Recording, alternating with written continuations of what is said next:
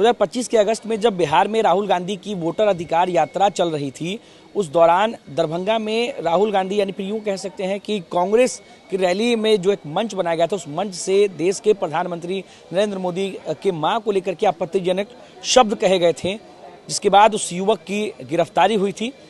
उस युवक को बेल मिल गया है। हमारे साथ उस युवक के लिए लड़ने वाले वकील हैं जो केस उसका लड़ रहे थे। पिछले लगभग 5 महीनों से ज़्यादा से वो युवक जेल में था, उसे अब बेल मिल गया है। क्या पूरा मामला है? बेल मिल गया है, वही युवक है? क्या नाम है उसका? पूरी जानकारी दीजिए।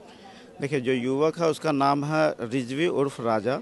ये घटना हुई थी 27 अगस्त को, जैसा आपने बताया। वोटर अधिकार यात्रा जो कि इंडिया अलायंस का जो वो चल रहा था, उसमें गठबंधन के जो उनके विरोधी दल के नेता बिहार विधानसभा में तेजस्वी जी और राहुल गांधी जो एलओपी हैं, वो सब वोटर अधिकार यात्रा निकाल रहे थे, जिसके क्रम में दरभंगा से जब वो यात्रा गुजर रही थी उस 27 अगस्त को, तो एक जगह जो कि इंडिया अलायंस के नेता ने एक जगह वहाँ पे बनाया था, जहाँ पे भाषण या बोलने के लिए वो एक मंच उन्होंने बनाया था, जिनका नाम मोहम्मद नौशाद था।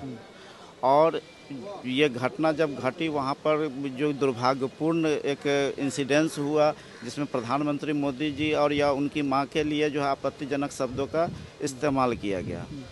इस पे लोग आहत हुए और 3 एफआईआर इसमें टोटल हुआ था। एक बीजेपी के जिला अध्यक्ष जो दरभंगा के हैं मन्ना जी, उनके द्वारा किया गया था। एक प्रदेश बीजेपी कार्यालय के पदाधिकारी हैं, उनके द्वारा पटना में किया गया। और एक किया गया बजरंग दल जिला जो वहाँ का उनका डिस्ट्रिक्ट यूनिट है दरभंगा का, उनके द्वारा किया गया था।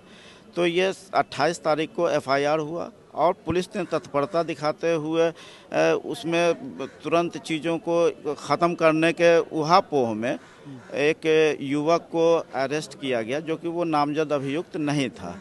और उसको 29 तारीख को अरेस्ट करके थाना से फिर वो कोर्ट का अपना उसका जो प्रोसीडिंग था उसमें उन्होंने ये किया।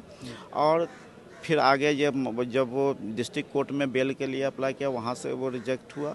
फिर जा कर के ये हाई कोर्ट में ये मामला आया और हाई कोर्ट में इसको युवक क्या चार्ज लगाए गए थे, उस पर क्या क्या आरोप लगे थे? युवक पे चार्ज थे, एक तो आईटी एक्ट चूँकि वायरल हुआ था वीडियो, तो आईटी एक्ट की धारा 67 उस पर इम्पोज हुई थी।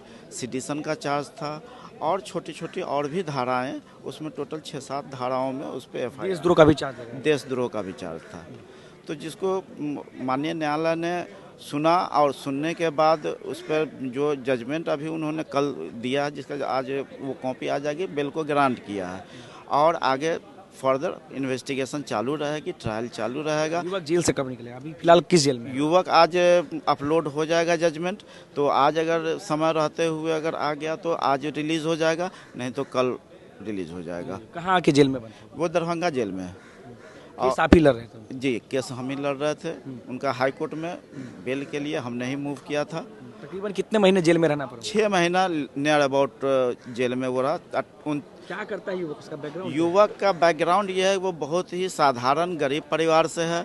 वो पिता के पंचर शॉप की दुकान पर पिता के साथ में सहयोग करता है अपने परिवार के जीवन यापन के लिए। पंचर बनाता है? पंचर बनाता है। तो अब जो है बेल हो गया? अब बेल हो गया है। बाकी आगे फर्दर ये वो चालू रहेंगे, इन्वेस्टिगेशन चालू रहेगा। आप ही उनका केस लड़ेंगे? अभी तो आगे का वो डिसाइड करेंगे उनको क्या करना है। चूँकि वो तो ट्रायल में जाएंगे तो फिर उनको इंगेज करना ही है किसी एडवोकेट को। अब वो आगे उनका अपना निर्णय होगा। यहाँ तक के लिए जो हमारी जिम्मेदारी थी वो हमने अपनी निभाई। का परिचय क्या? मेरा नाम रियाज अहमद हुआ। पटना हाई कोर्ट में हम प्रैक्टिस करते हैं।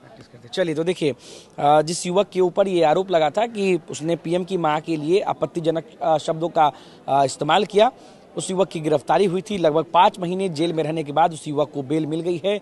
बीते दिन पटना हाईकोर्ट में उसके बेल को ग्रांट किया गया है। आज जजमेंट की जो कॉपी है वो अपलोड कर दी जाएगी और संभवतः कल तक उस युवक को जेल से रिहा किया जाएगा। हमारे साथ उस युवक का केस लड़ रहे पटना हाईकोर्ट में प्रैक्टिस कर रहे एडवोकेट रियाज अहमद थे। इन्होंने पूरी जानकारी जो है वो दी है। अनिकेत कुमार, बिहार तक, पटना।